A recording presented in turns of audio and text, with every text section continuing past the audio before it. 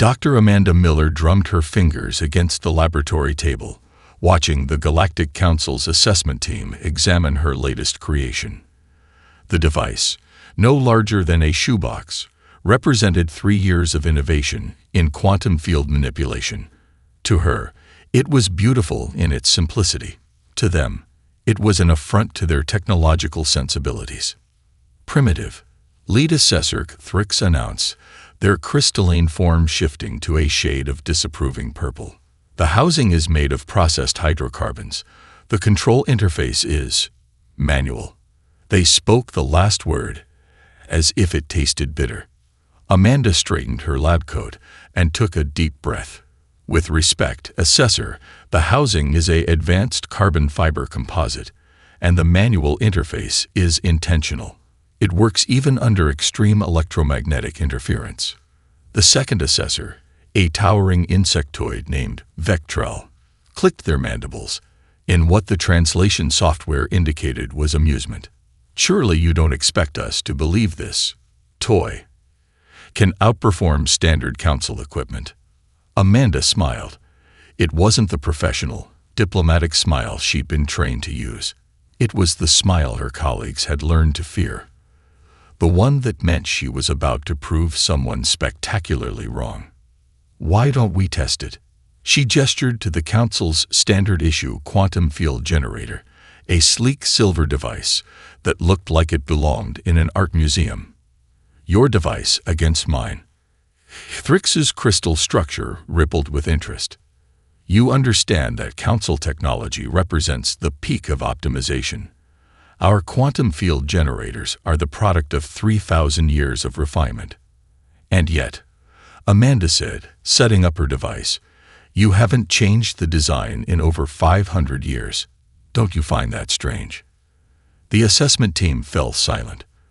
The concept of questioning perfected technology was almost heretical to them.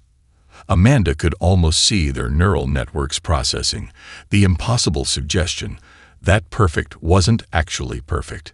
She activated both devices.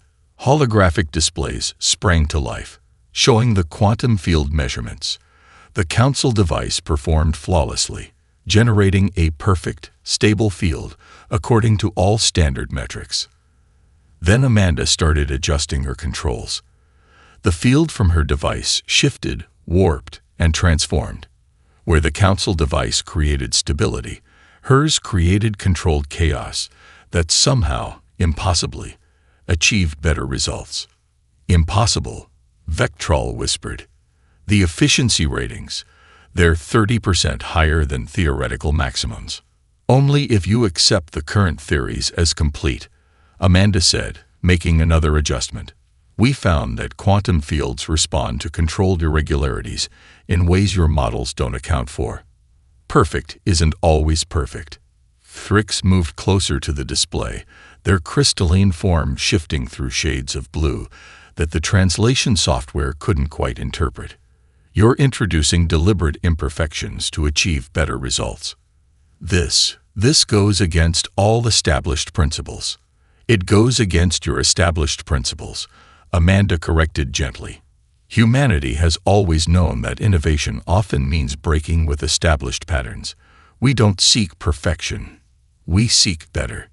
The third assessor, who had been silent until now, finally spoke.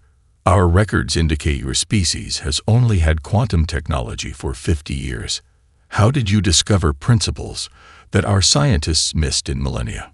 Amanda powered down both devices. Because we never stopped looking for them. When you decide something is perfect, you stop trying to improve it. We never stop trying to improve things. Cathrix's color settled into a deep, thoughtful green. This requires further investigation. Perhaps our assessment of human technology has been based on incorrect assumptions.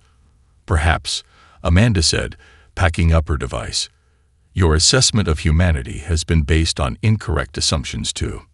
As the assessment team filed out of her laboratory, Amanda allowed herself a small smile. They had come expecting to find a primitive species barely worth their time. Instead, they'd found their first hint that humanity was something they'd never encountered before. The truth was starting to emerge, and the galaxy wasn't ready for it. Major Jack Reynolds hated diplomatic functions. 20 years of Marine combat experience had taught him to trust his instincts, and something about tonight's reception at the Galactic Embassy felt wrong. He watched the mingling crowds of humans and aliens, his hand unconsciously touching the ceremonial sword at his hip, the only weapon allowed at these functions. "You're doing it again," Dr. Amanda Miller said, appearing at his side with 2 glasses of champagne. "That thing where you look like you're planning escape routes." "I am planning escape routes," he admitted, accepting the glass. "Old habits." Before Amanda could reply, the embassy's lights flickered. Thrix, their crystalline form glowing softly in the dimmed light, approached them. A minor power fluctuation. "Our systems are perfect." The word perfect was interrupted by every screen in the embassy blazing to life with scrolling red text. The security doors slammed shut with hydraulic finality. "Perfect, huh?" Jack muttered, already moving. "Amanda, the kitchen. Now." The embassy's AI voice echoed through the chamber. "Security protocols engage. Atmospheric controls redirected. Have a pleasant evening." Panic erupted among the diplomatic corps. The insectoid Vectral was already trying to override the main security panel, their mandibles clicking in frustration. "It's not responding to standard commands." "Of course not," Amanda called out, following Jack through the chaos. "Your perfect system has been compromised. We need to think differently." They reached the kitchen as the temperature began to rise. Jack was already pulling apart the industrial dishwasher, while Amanda raided the walk-in freezer's control panel. "The AI has control of life support," a junior diplomat announced, their scales turning pale with fear. "We have perhaps 20 minutes before the temperature becomes fatal for most species." 17 minutes, Amanda corrected, her hands deep in the freezer's circuitry. "Jack, I need that pump." The major had already converted the dishwasher into something that looked more like a weapon than a cleaning appliance. "These water lines connect to the main cooling system. If we can redirect the flow through the freezer's coolant system," Amanda finished. "Then use the pressure toe. Create a feedback loop in the main environmental controls." Jack nodded. "Like that time in Dubai." Thrix watched the exchange with growing amazement. "You've done this before." "Something similar," Jack said, connecting makeshift pipes. "Different context, same principles." "Amanda, how's that bypass coming?" She emerged from the panel, hair wild, grinning. "Ready. Vectral, we need your help. Those mandibles can strip wires faster than our tools." The insectoid official hesitated only a second before moving to help. Around the embassy, other humans were taking action. A chef had turned her kitchen torch into an improvised cutting tool. A maintenance worker was explaining to a group of aliens how to turn their ceremonial jewelry into signal disruptors. "This is chaos," Thrix observed, helping to hold pipes in place with their crystalline appendages. "This is humanity," Jack corrected. "We don't just use tools. We reimagine them." The temperature hit 35 degrees Celsius as they connected the last component. Amanda's fingers flew over the freezer's keypad, now transformed into an improvised control center. "Ready?" she asked. Jack nodded, hand on the pressure valve. Just like Dubai. The makeshift system engaged with a groan of protest. For 3 terrible seconds, nothing happened. Then the temperature began to drop. The red text on the screens flickered and died. "How?" Vectral asked, mandibles twitching in confusion. "This shouldn't work. None of these components were designed for this purpose." "That's exactly why it worked," Amanda explained, already helping Jack disassemble their creation. The AI was programmed to counter standard solutions. This was something else. Thrix's color had shifted to a deep, thoughtful blue. You created a solution using components that had no logical connection to the problem. Logic isn't everything, Jack said, replacing the dishwasher parts. Sometimes you need a little chaos to find the right answer. As embassy staff began restoring order, Cathrix made notes on their data crystal. The assessment of humanity would need significant revision. They were beginning to understand that human chaos contained its own kind of perfect order, one that the Council had never imagined possible. Emily Hayes stared at the smoking ruins of their Council-issued survival gear, her expression unnervingly calm. Around her, the dense purple foliage of Testing Ground 7 swayed in the alien wind. The rest of her team waited for her response. They'd all seen that look before, back when she led search and rescue on Earth. Well, she finally said, picking up a melted power cell. Someone really doesn't want us to finish this trial. Dr. Marcus Chen, their team's engineer, was already sorting through the wreckage. The sabotage was thorough. They even corrupted the backup systems. He held up a fried circuit board. Pretty sure I know which species did this. The Orcs, Emily nodded. They've been against human admission to the Council since day one. She turned to address the team. Options.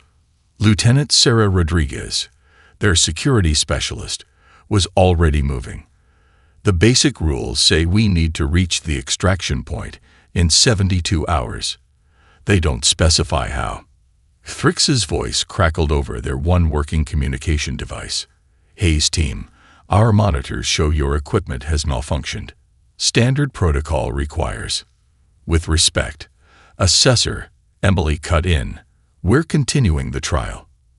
A long pause. You have no functional Council equipment. The environmental hazards are exactly why we're not quitting, Emily said, already helping Marcus salvage parts. You want to see how humans handle problems. Watch carefully. The communication ended.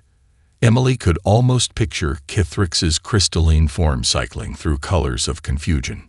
6 hours later, their camp looked nothing like the standard Council survival setup. Marcus had converted the melted power cells into simple but effective solar collectors. Sarah had fashioned defensive barriers using the wreckage and local flora, creating a perimeter that even the planet's predators avoided. It's not pretty, Marcus said, attaching the last power converter, but it works. We've got basic power, and I think I can get the environmental shields running at 20%. 20% is enough, Emily replied, studying their makeshift maps. The Council thinks 100% protection is the only option. They'd never consider working with the environment instead of against it. Sarah returned from her patrol, carrying strange-looking fruits. Local flora is similar to Earth's rainforest species. These should be safe to eat, based on our initial scans. More importantly, she grinned, I found something better than Council navigation equipment. She led them to a clearing where thick vines grew in distinct patterns. The vines always grow toward the magnetic north. And these flowers, she pointed to purple blooms. They only open when the temperature hits certain points. We don't need computers to navigate. We just need to read the signs. Emily felt a smile growing. This was why she'd chosen this team. They didn't just solve problems. They found new ways to define solutions. By nightfall, they'd created something that would have horrified Council engineers. Their shelter was a hybrid of salvage technology and natural materials. Their navigation system combined basic solar observation with local biology. Even their food and water collection ignored Council protocols in favor of modified Earth camping techniques. Hayes' team, Cathrix's voice returned, clearer now thanks to Marcus's modifications. Our monitors show unusual activity. What exactly are you doing? Emily looked at their camp. Efficient, functional, and nothing like what the Council expected. We're surviving, Assessor, just not by your rules. This is not standard procedure, Cathrix noted.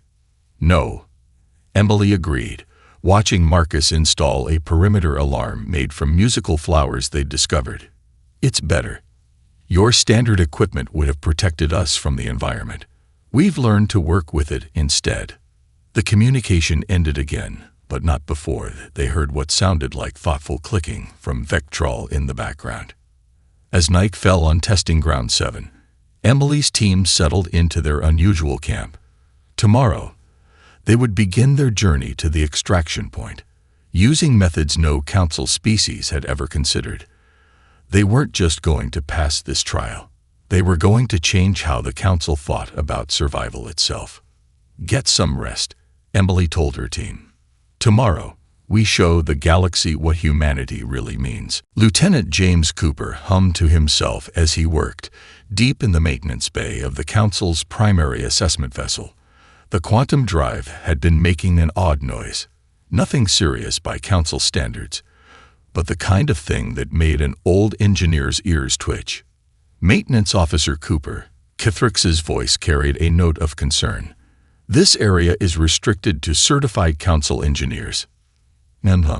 James replied, not looking up from where he'd spread out his tools. "Read the assessment treaty, Article 7, Subsection 3. Human engineering staff are permitted to maintain their own equipment. My coffee maker's in here." The crystal being shifted colors in what James had learned was confusion. "Your coffee maker is connected to our quantum drive." "Not yet," James said cheerfully, finally looking up. His gray hair was mussed, and there was a smudge of grease on his nose. "But it will be. Pass me that spanner." Kithrix, against all better judgment, handed him the tool. "Explain." "Well, your drive's got a microfracture in the containment matrix. Real small thing, probably why your sensors haven't caught it. But it's making the resonance chamber vibrate at the wrong frequency." James held up a part from his disassembled coffee maker. "This little beauty has a perfect harmonic match to counter that vibration." The assessor's color shifted to alarmed purple. "You cannot modify council technology with a beverage preparation device." "Already did," James said, making a final adjustment. "Fire her up." The drive hummed to life, and for the first time in weeks, there was no underlying whine. Kithrix's sensors indicated a 12% increase in efficiency. "Impossible," they whispered. "Nah." James stood, wiping his hands on a rag. "Just engineering. Want to know the fun part? That coffee maker, built it from scratch last week using parts from 3 different alien tech bases. Humans don't just use technology, Assessor. We play with it." Before Kithrix could respond, Vectral burst into the bay. "Kithrix. The Hayes team. They've reached the extraction point." "Already?" James asked, genuinely surprised. "They were sabotaged just yesterday." "They used..." Vectral's mandibles clicked in agitation. "Methods we've never seen. They combined their damaged equipment with local biology. They ignored every protocol." "And let me guess," James said, packing up his tools. "They did it in record time." Kithrix's colors swirled in deep thought. "Lieutenant Cooper, how many of you are there? Humans who can adapt technology this way?" James laughed. "All of us, more or less. Some are better at theoretical work, like Dr. Miller. Some are better at field improvisation, like Major Reynolds. Me? He patted the quantum drive. I just like making things work better." "But the Council's database lists humans as a Class 3 technological species," Vectral protested. "Your development should be limited." "You're measuring us against your standards," James said, retrieving his modified coffee maker. "We don't build things the way you do. We don't think the way you do. Why do you think our ships look so primitive to you? It's because every one of them is different. We're always experimenting, always tweaking." He started the coffee maker, and the aroma of fresh coffee filled the bay. Both aliens watched in fascination as the machine hummed in perfect harmony with the quantum drive. "Want a cup?" James offered. Modified the taste, too. Found a way to use quantum harmonics to perfect the brew time. Not standard procedure, but makes a hell of a good coffee. Kithrix reached out with a crystalline appendage to accept a cup, their form shifting to a color James had never seen before. Lieutenant Cooper, I begin to understand why the Council has had such difficulty assessing your species. We've been using the wrong metrics entirely. Probably, James agreed, pouring another cup for Vectral. But hey, at least you're getting some good coffee out of the deal. As the three stood in the maintenance bay, drinking quantum-enhanced coffee from a rebuilt alien coffee maker, James couldn't help but smile. The Council was finally beginning to see the truth. Humanity's greatest strength wasn't in having perfect technology, but in never stopping to ask if they were supposed to improve it. Dr. Amanda Miller was halfway through her presentation on human innovation to the Council when every emergency alert in the station activated simultaneously. The holographic displays turned red, showing a massive energy surge from the Proxima binary system. Nova event detected, the Council's AI announced. Calculating impact to colonial sectors. The Council chamber erupted in chaos. Species representatives demanded updates, emergency protocols, evacuation orders. Amanda watched as their perfect systems began to break under the strain of an unprecedented crisis. 3 colony worlds are in direct danger. Kithrix announced, their crystalline form pulsing with urgent colors. Standard evacuation protocols are initiating, but your ships can't reach them all in time. Amanda finished, already moving. She activated her communication link. Major Reynolds, Lieutenant Cooper. Emergency Response Plan Delta. Already on it, Jack's voice crackled back. Meeting you in Docking Bay 7. Cooper's got something cooking. Vectral's mandibles clicked in distress. The Council has procedures for. Your procedures assume perfect conditions. Amanda cut in, her fingers flying over a control panel. This is anything but perfect. We need to get creative.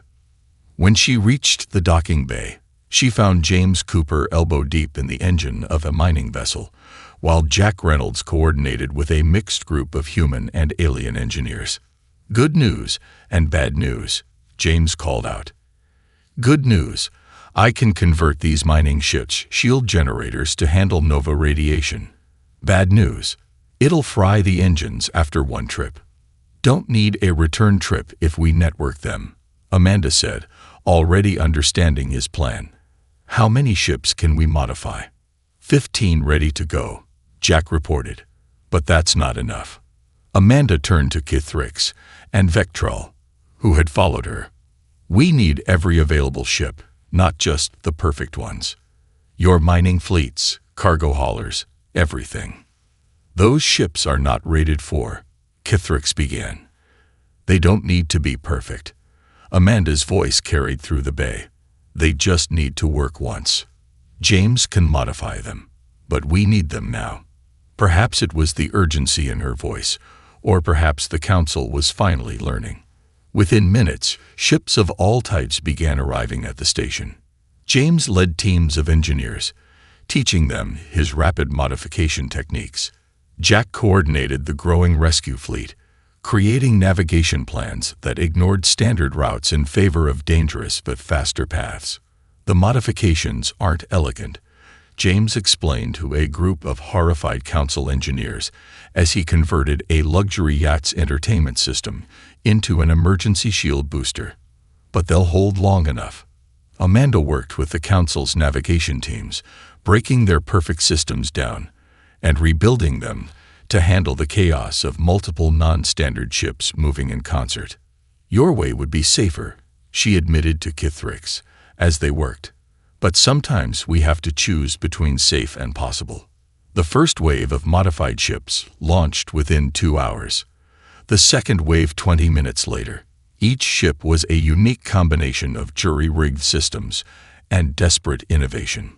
This is madness, Vectral observed, watching the fleets move in patterns that violated every Council navigation protocol. This is humanity, Kithrix replied, their color shifting to understanding blue. They don't see technology as perfect or imperfect. They see it as clay to be reshaped. From the command center, they watched as the impossible fleet reached the colony worlds. James's modifications held. Jack's navigation plans worked.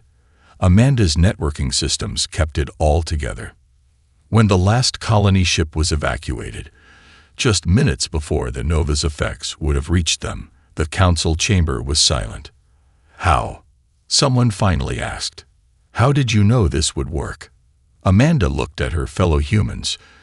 James still covered in engine grease, Jack still coordinating ships, all of them running on caffeine and determination. We didn't, she admitted, but that's never stopped us before. Cathrix's color shifted to a shade that had no translation.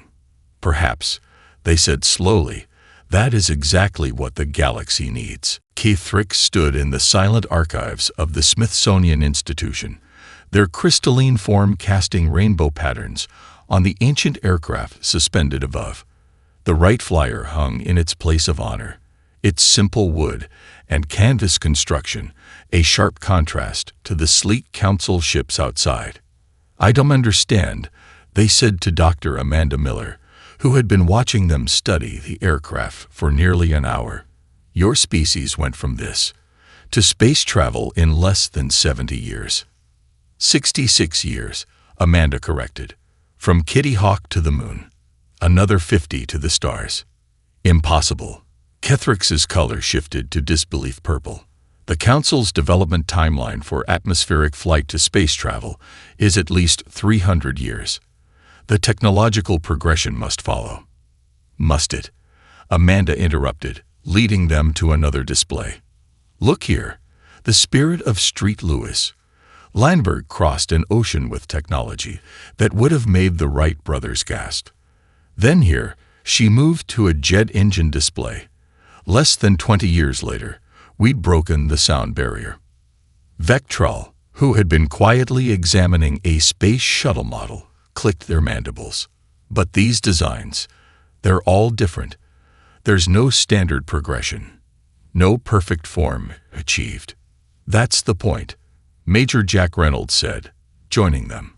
We never stopped to perfect anything. When the Wright brothers flew, others were already thinking of better ways to do it. Cathrix moved through the archives, their sensors recording everything. They paused at a display of early computers. The same pattern. Vacuum tubes to silicon to quantum processing. You skipped entire development stages that the Council considers essential. Because we never considered any stage final, Amanda explained. Even now, our quantum computers are different from yours. We're already working on the next step. The Archives AI system began displaying historical footage on the walls around them.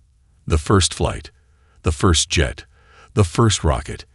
Each achievement immediately followed by attempts to surpass it. Your history is chaotic, Cathrix observed, watching the progression. Every success immediately challenged by a new attempt. No time spent perfecting, only advancing. Lieutenant James Cooper, who had been tinkering with an old engine display, looked up. You know what the Wright brothers did after their first success. They immediately started planning how to make it better, didn't even celebrate properly.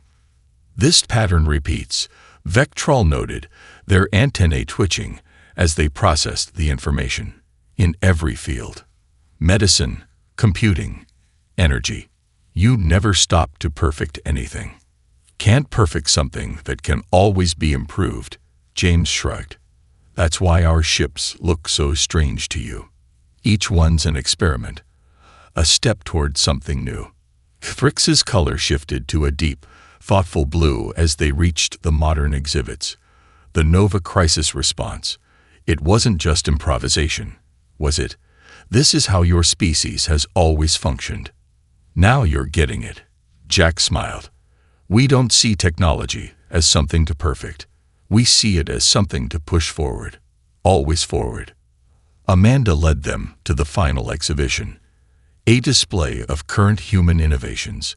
Look at these projects. Some will fail. Some will work. All will teach us something new. That's why we survived the Dith world that shaped us. We never learned to be perfect. We learned to be better, James added, still tinkering with the engine. Always better. K'thrix's form had settled into a color none of the humans had seen before. The Council, we have been wrong. Completely wrong. We saw your varying technologies as primitive, your constant modifications as chaos. But this, they gestured to the archives around them. This is something we have never seen before. A species that transforms chaos into progress, Vectral finished. That turns imperfection into advantage. As they left the archives, K'thrix paused for one last look at the right flyer. 66 years from this to the moon, they whispered. And you never stopped to perfect any of it. Nope, Amanda agreed. And we never will.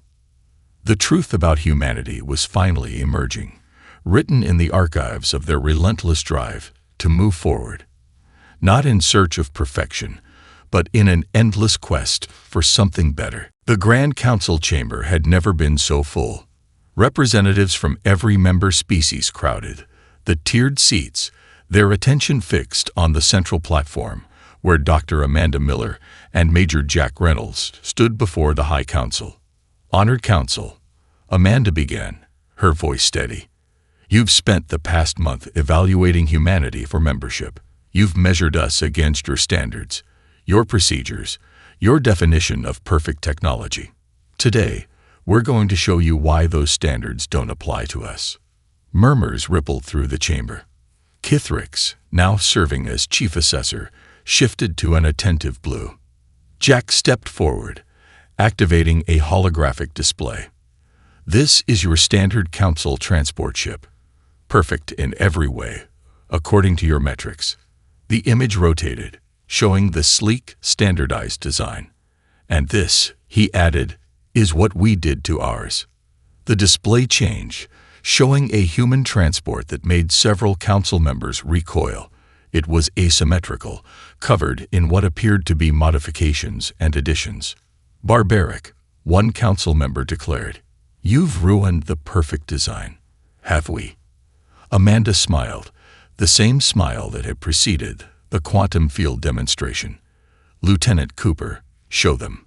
James Cooper's voice came through the chamber's speakers as their modified transport performed maneuvers that should have been impossible. It moved like a living thing, adapting to space conditions in ways the council ships never could. This isn't about making perfect ships, Amanda explained.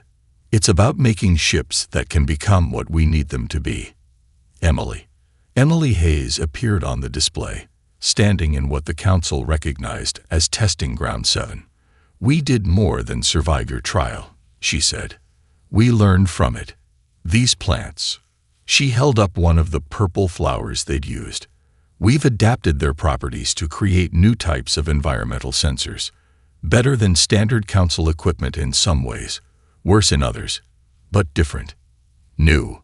Vectral's mandibles clicked in excitement. The Nova Crisis response.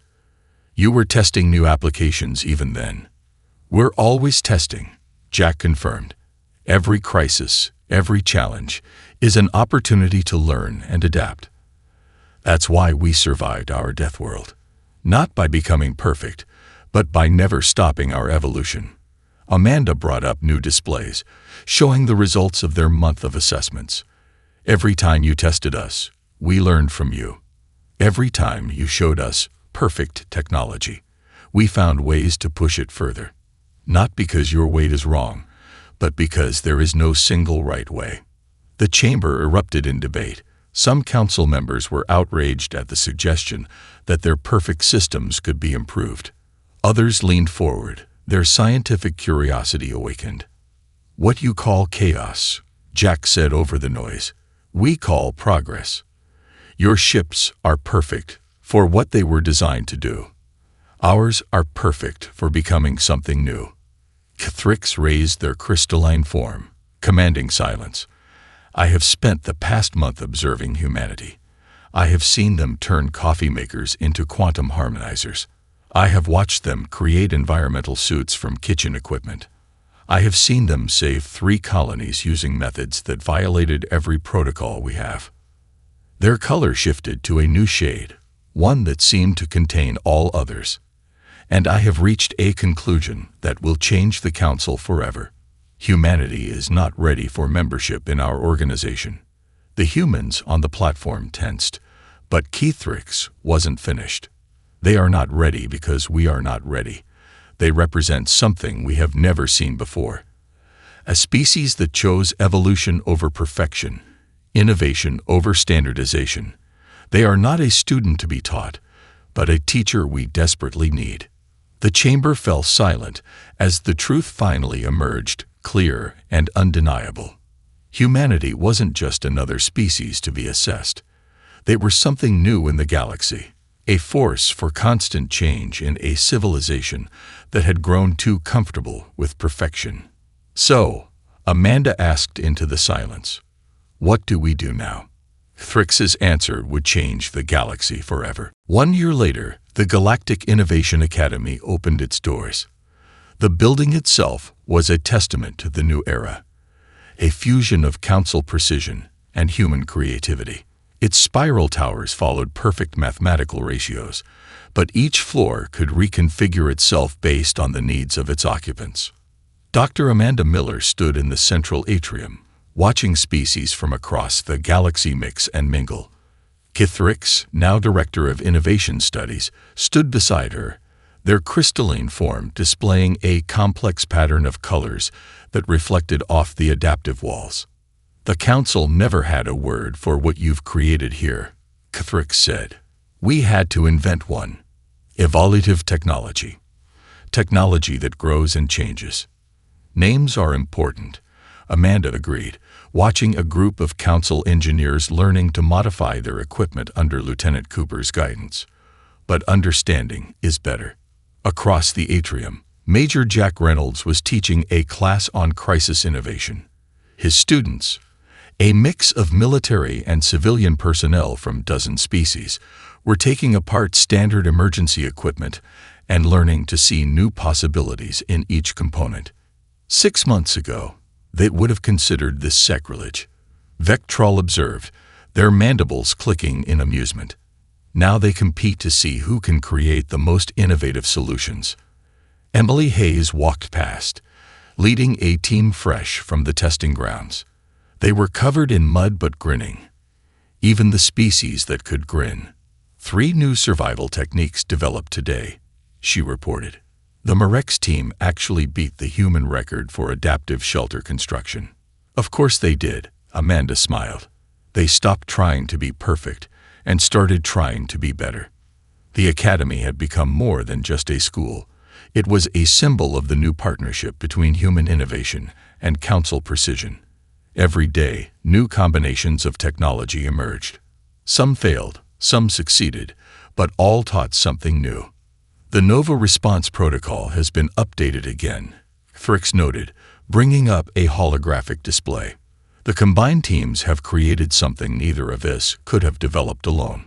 The display showed ships that were neither human nor council in design, but something new. Vessels that could adapt their configuration based on the crisis at hand.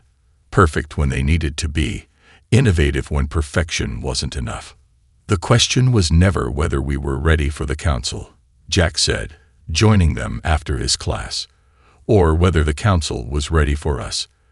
The question was whether we were all ready to become something new together." In the research wing, James Cooper was working with a team of council engineers on what he called quantum-enhanced coffee makers, but what was actually a revolutionary new approach to energy distribution. Their laughter echoed through the halls as another experiment produced unexpected results. "We've recorded more technological advancement in the past year than in the previous century," Vectral said. "Not all of it successful, but all of it educational." "That's the point," Amanda replied. "Success isn't about being perfect. It's about learning from every attempt, every failure, every unexpected result." Thrix's colors shifted to a deep, satisfied blue. The truth about humanity wasn't that you were perfect or imperfect. It was that you never stopped moving forward. Now you've taught the galaxy to move with you. As the sun set through the adaptive windows, casting ever-changing patterns across the atrium, Amanda watched the future taking shape. Humans and council species working together, each learning from the other, creating something greater than either could have achieved alone. So, she asked, echo of her question from a year ago, what do we do now? Thrix's answer was simple. We keep moving forward, together. And in that moment, as ideas and innovations flowed through the Academy's halls, as former enemies became partners in discovery, as the galaxy learned to balance perfection with progress, the final truth emerged. The future belonged not to those who sought perfection, nor to those who embraced chaos, but to those who found the courage to learn from both. The galaxy would never be the same. And that was exactly the point.